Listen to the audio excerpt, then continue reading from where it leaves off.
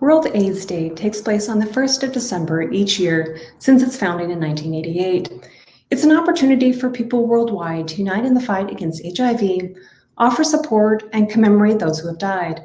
I'm Megan Wilbar, Museum Coordinator for the InfoZone Museum at the Rawlings Library. Each year, the Pueblo Library unites with Pueblo Community Health Center, Indigenous Warriors, and Southern Colorado Health Network to create a Pueblo World AIDS Day. This year, instead of our exhibit of the Pueblo AIDS Quilt and Gathering, we're offering this video as a way to connect with our community in remembrance of those we've lost and also a celebration of how far we've come in the fight against AIDS.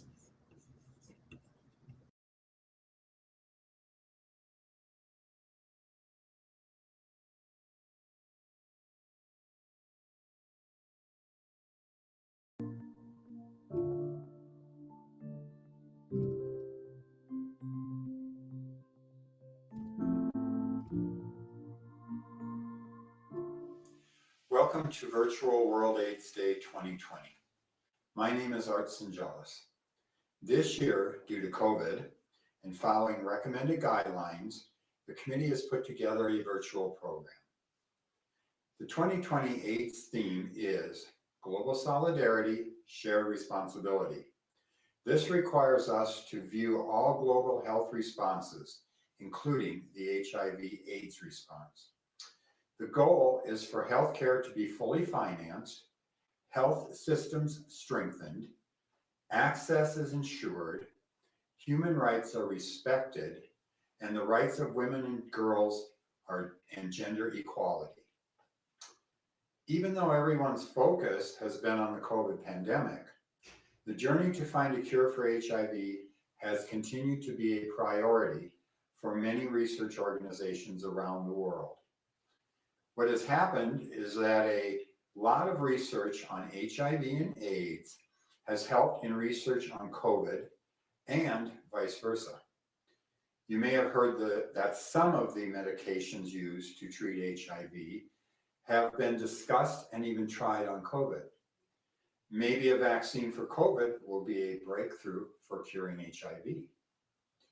Recently, AMFAR, the Foundation for AIDS Research, has announced the first cure trial. The AMFAR Institute describes it as testing a landmark combination of research advances developed over the past 4 to 6 years. The first person believed to have been cured of HIV passed away recently. His name was Timothy Brown.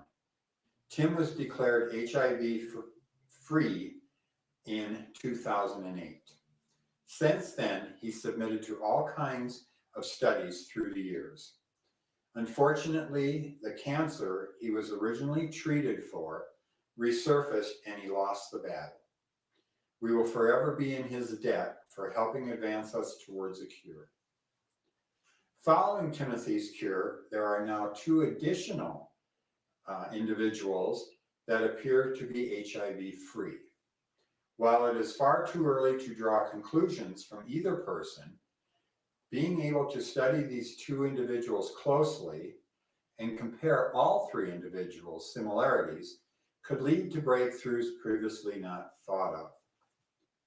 To date, 32 million people have died of AIDS worldwide. There are 38 million people living with HIV. In 2019, there were 1.7 million new HIV infections in the world. That is 3 times more than the global target for that year. In 9 months' time, there have been 50 million cases of COVID worldwide and 1.25 million deaths. The US has just passed 11 million cases. Once again, the Affordable Care Act, Obamacare, is under attack. If overturned, 22 million people will lose their health insurance, including many living with HIV. As the Supreme Court again takes up Obamacare, let us hope that they make the right decision. Each year, the World AIDS Day Committee comes together starting in June to organize an event that will be a reminder of those we have lost and the celebration of life for those living with HIV. And also to do honor and show respect for those who have fought and continue to fight for better medications and a cure.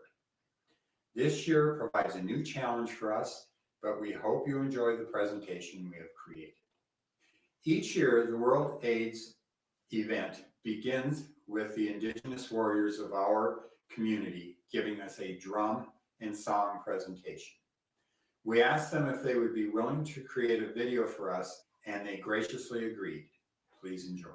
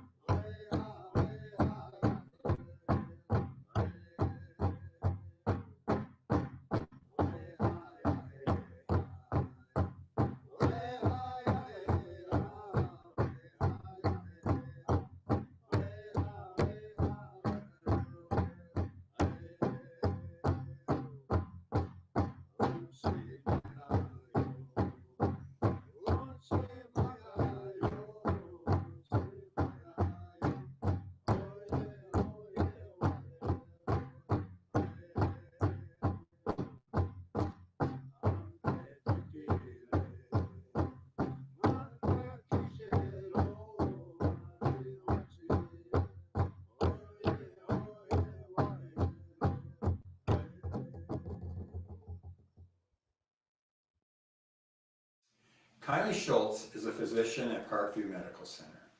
She graduated from medical school in 2014 from the University of New England College of Osteopathic Medicine. She completed her internal medicine residency at Parkview in 2017, where she has since stayed on as a teaching attending, working with the internal medicine residents and medical students. She is completing an MBA in healthcare administration and is very interested in quality in the healthcare setting. Kylie's parents both have advanced nursing degrees with over 75 years of nursing experience between them, including working in New York City during the start of the AIDS epidemic. My name is Kylie Schultz. I'm an internal medicine physician at Parkview Medical Center, and I've been at Parkview since 2014. And this is the second World AIDS Day that I've been involved with here in town. I wanted to talk about some of the similarities and differences between the HIV/AIDS epidemic, particularly the early years of it, and the COVID pandemic that we're experiencing now. I'm an only child, and both my parents are nurses, so I was probably destined to end up somewhere in the medical field as I grew up hearing medical stories.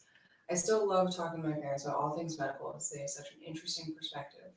While they both ultimately received advanced nursing degrees, my mom was a nurse for 45 years and my dad for 38 years, meaning they had a combined 83 years of experience between them. They both worked all over the country and in almost all the various areas of nursing, but they found themselves working in New York City during the 80s when the HIV and AIDS epidemic commenced. My dad stated that it was in 1981 or 82 that he first heard of HIV during his first nursing job, and he remembered it being referred to as the disease of the month, though later it became apparent that it was at least the disease of the decade, if not the disease of the century. During the 80s, he was working in the ICU and later in home care, and my mom was working in the ER in an outpatient dialysis center. I had the opportunity to recently discuss with them some of their specific recollections about working in medicine during that time period. I was fascinated by some of the overlap and differences between then and our current pandemic. One of the first things that really struck me was the difference in personal protective equipment from then to now. My own personal opinion is that I think our current pandemic will persist long enough that masks will remain mandatory in the medical setting. There are similarities to one of my mom's recollections from the HIV/AIDS epidemic in regards to PPE, and specifically with wearing gloves. She remembered being in the ER during the 80s, and before she went on maternity leave to have me, sometimes for major traumas, the paramedics would say, "You might want to wear gloves for this patient," particularly if they were found in a seedy area. When she came back from maternity leave just a few months later, she said no one touched anyone without gloves. My parents remembered that initially there was only a number associated with blood samples sent for HIV testing, with no names associated, so it was up to patients if they wanted to disclose that they had HIV/AIDS to their healthcare workers. While not a result of just that fact, gloves are still ubiquitous in patient rooms and clinics and hospitals today. There's another similarity between the two relating to testing. My parents remember that at first the CDC was the only organization that could diagnose HIV/AIDS. Unfortunately, at this point, plenty of people in our community here have either themselves had to undergo a COVID test or had a loved one get tested. Speaking from my own experience, it took some time to be able to test here, and while test results are coming back much faster than they were, for most people, test results are still taking a day or two. This can lead to frustration on the part of patients, family members, and healthcare workers as everyone waits for a potential answer. Another interesting similarity between the COVID and the HIV/AIDS epidemic is that both initially became apparent in the US and coastal cities before moving inwards to the center of the country, with HIV/AIDS starting in San Francisco and New York City, and COVID starting in Washington State and New York City before becoming more prevalent in the middle of the country. Having both lived in New York City then, they remembered that the mayor of New York City during the 80s, Ed Koch, took no action to try to stem the tide of HIV/AIDS and denied the crisis, unfortunately similar to COVID deniers today. Another recollection my dad had about the early days of the HIV/AIDS pandemic from when he started doing home care in North Jersey was that at first no one knew anything, but then there was an explosion of knowledge because a lot of research had been done. To me, that is both very poignant and similar to our current pandemic. COVID has exposed some of what we as a medical field do not know, similar to the HIV/AIDS epidemic, and as a result, people are clamoring for information. Every issue of the biweekly New England Journal of Medicine since March of this year has had at least one article related to the current pandemic.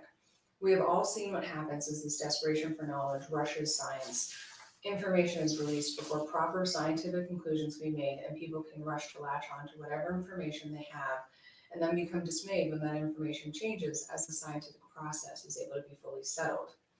I could wax poetic on this topic, but in the digital age, it's frustrating for people to not have instant answers. It's also frustrating for healthcare providers to want to take care of patients and help them get better, but not fully know how. And it's also scary to not entirely know how to protect oneself while going about taking care of others in your everyday life as well. On that note, my dad poignantly remembers at one point in time that undertakers didn't touch AIDS patients' bodies.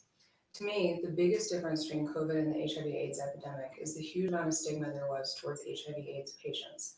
My parents both remembered patients trying to give the impression that they got AIDS from IV drug abuse rather than admitting to being homosexual because of the stigma and persecution associated with it.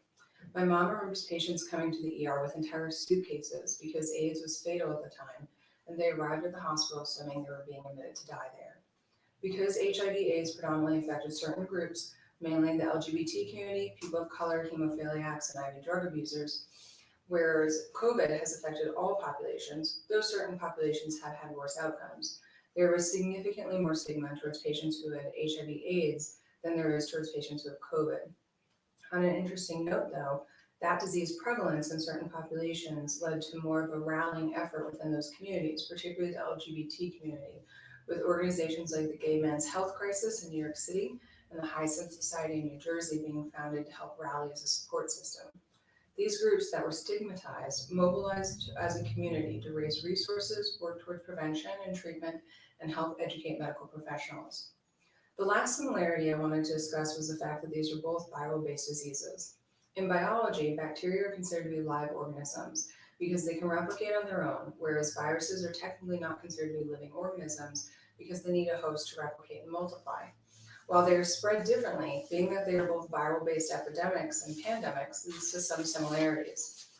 For one, this leads to the possibility of asymptomatic spreading.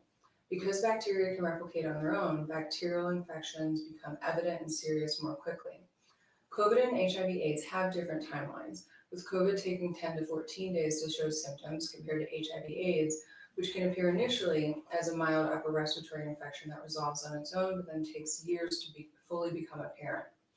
This lapse for both diseases led to cases of super spreaders, where one asymptomatic or mildly symptomatic person could infect many more. Another similarity due to being viral-based diseases is that they become harder to treat. Because bacteria are alive, it can be easier to treat an infection so long as you figure out how to kill the bacteria. Because a virus is not technically alive, they become harder infections to treat because you can't necessarily kill a virus since it isn't alive. You can only prevent further replication. This requires a more targeted approach, and compared to having lots of antibiotics available, there are less treatment options for viruses. With less treatment options, the options we do have also become more expensive. Thankfully, for both the COVID pandemic and the HIV/AIDS epidemic, there have been community efforts focused on preventing disease spread and a lot of dedicated research into treating these diseases. However, both remain current issues and there's still plenty of work left to do. The Pueblo AIDS Memorial Quilt, began by Lou Mercer, continues to be a reminder of not only those with a quilt panel, but the many others here in Southern Colorado who we have lost over the past 45 plus years. The following is a slideshow of the quilt.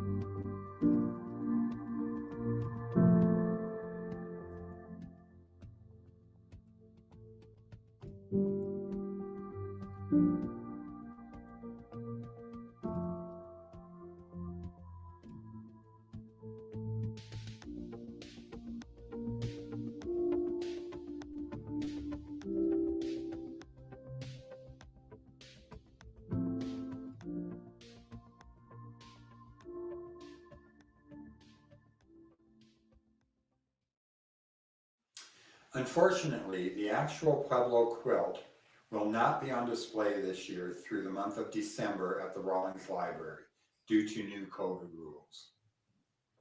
The World AIDS Day Committee wanted to include a video interview of Cleve Jones, who came up with the idea of creating quilt panels in remembrance of those who have died. Thus, the Names Project was born. Today, the quilt weighs over 54 tons and spans 1.2 million square feet. It contains 48,000 panels. Unfortunately, we were unable to obtain permission needed to show the video. So instead, we have provided the way you can view this interview on the last slide in our presentation today. Please take the time to view the interview as it is an important part of the HIV/AIDS history. AIDS continues to take people's lives right here in our own communities. This year, we lost 7 individuals. As of this taping, no one has chosen to make a panel for any of them. Therefore, as we have done for the last 5 years, we have created a panel of 7 red ribbons in remembrance of their passing. Today, we dedicate this panel, and it will be added to the section of the quilt created just for those who remain nameless. Dr. Stephen Johnson is a professor of medicine in the Division of Infectious Diseases at the University of Colorado School of Medicine in Aurora, Colorado. He is the Associate Division Head for Clinical Affairs and Director of the University of Colorado HIV/AIDS Clinical Program. The HIV program provides care for over 1,900 persons living with HIV infection. In addition, he is a consulting physician for HIV clinics in 4 other cities in Colorado: Durango, Fort Collins, Grand Junction, and our Pueblo clinic. He is also the medical director for the Colorado AIDS Education and Training Center and has taught about HIV throughout Colorado, as well as around the nation and other parts of the world.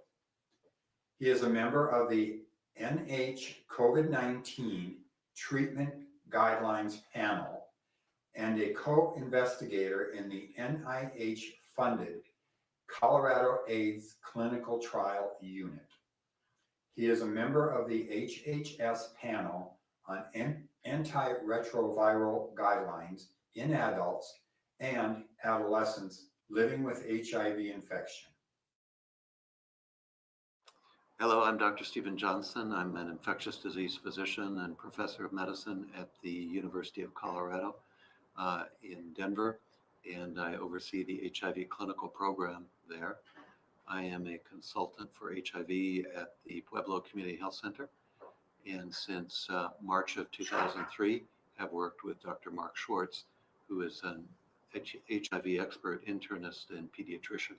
Together, we manage over 200 people living with HIV and have taken care of many people over the last 17 years.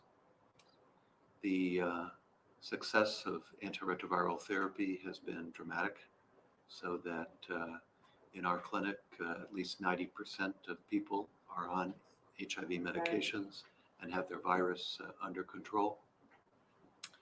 And that produces a strong immune system and allows us to focus on other aspects of their care and gives them the potential to live a normal lifespan. The development of antiretroviral therapy medications to fight HIV has been dramatic, and I think the future will be equally as dramatic. At the present time, most people living with HIV can be managed with 1 or 2 pills once daily, but the near future likely will lead to the licensure of injectable medications, whereas an alternative to taking oral medications, individuals can have an injection every 4 weeks or every 8 weeks to keep their virus under control. So that's a very exciting development, and companies that manufacture HIV medications are working on even longer acting medications that might just need to be given once every 6 months. Of course, the real goal of HIV treatments is to develop a cure. There have been several cures through bone marrow transplants or other types of procedures, but that approach is not really practical and safe for most people living with HIV. And so there's a very active cure research program going on nationally and internationally. And hopefully in the relatively near future, we'll develop new strategies that can ultimately lead to a cure. The other major area of research, of course, is an HIV vaccine. And that's been a very, very difficult task, really, despite attempts over the last 35 years to develop vaccines. We currently do not have a successful strategy. But our approach here at the Community Health Center is to provide both HIV care and primary care. And because individuals tend to do very well with their HIV treatments, focusing on primary care, controlling blood pressure, treating diabetes, doing preventive testing such as a colonoscopy, vaccines, and so on is critically important. And so we're excited that we've been able to do this for the last 17 and a half years, and we look forward to continuing to provide care at this program. Thank you. As we move forward in our fight against COVID, let us not forget that HIV/AIDS continues to spread throughout the world.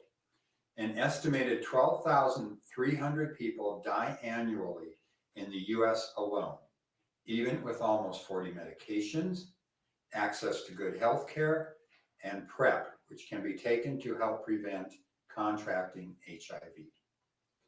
If you are sexually active, please get tested and use protection. Protect yourself as well as your partner. Your health is critical for a good life. Now it is time to acknowledge the people responsible for this virtual event. Pueblo Community Health Center, Christina Leal, Jennifer DeGroot, Joanne Grove, and Maria Mungaray.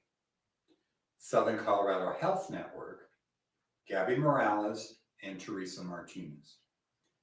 Janet Altman and the Indigenous Warriors, Parkview Hospital, Kylie Schultz, Dr. Stephen Johnson from the University of Colorado School of Medicine, and Rawlings Library. The library will not be displaying the quilt through the month of December as usual, since new COVID regulations have been put in place, but they are posting this video on their websites. Thank you.